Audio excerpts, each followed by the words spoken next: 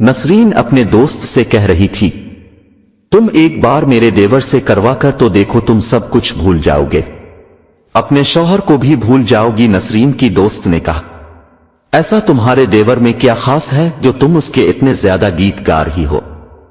तो नसरीन ने जब सब कुछ अपने दोस्त को बताया तो उसके दोस्त ने कहा कि मेरी इससे एक बार मुलाकात करवा दो ताकि मैं भी इससे अपना करवा लूं। नसरीन के दोस्त ने यह भी कहा कि अगर वो ना माना तो फिर उसकी दोस्त ने कहा, तुम वो मुझ पर छोड़ दो, तुम किसी को बताए बगैर मेरे घर आ जाना और तुम्हारी ऐसी प्यास बुझाएगा कि तुम सारी जिंदगी मुझे दुआएं देती रहोगी कि किसी ने मेरे दिल के अरमान भी पूरे किए थे।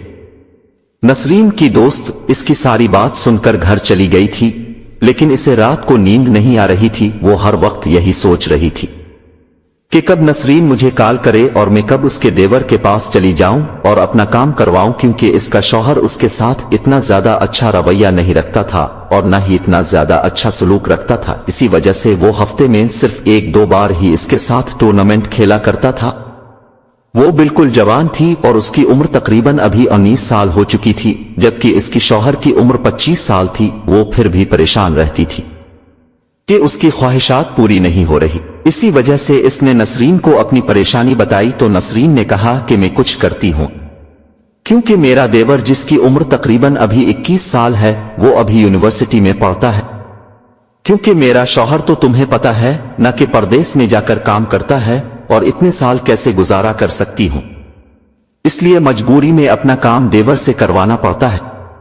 एक रात नसरीन के सास और ससुर किसी काम के सिलसिले में गांव जाना पड़ा। नसरीन घर में अकेली थी। इसने फौरन अपने दोस्त को कॉल की और इसे कहा आज रात को हमारे घर आ जाना। तो उसने कहा कि शुक्र है, मैं तो इस दिन का कब से इंतजार कर रही थी।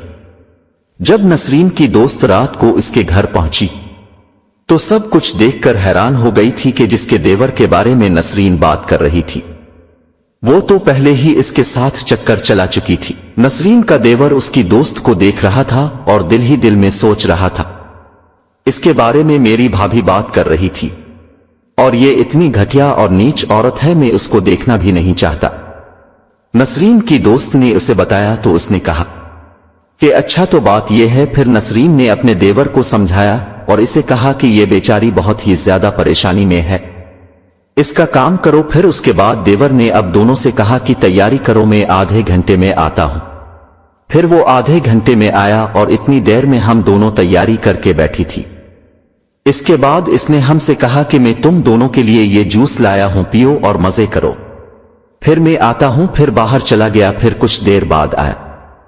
हमने जब जूस पिया इसके बाद हमें नींद आ गई। जब हम दोनों उठी तो हमें इसने कहा कि अब मुझे लगता है कि तुम दोनों की तबीयत फ्रेश हो गई है, और फिर खूब एंजॉय किया। हम तीनों ने इतना एंजॉय कभी जिंदगी में नहीं किया था, क्योंकि मेरी दोस्त भी कह रही थी कि जो काम ये करता है वो काम कोई और नहीं कर सकता, क्योंकि जितना ज्यादा मोटा और लंबा है इसी हिसाब से काम बिल्कुल ठीक करता है।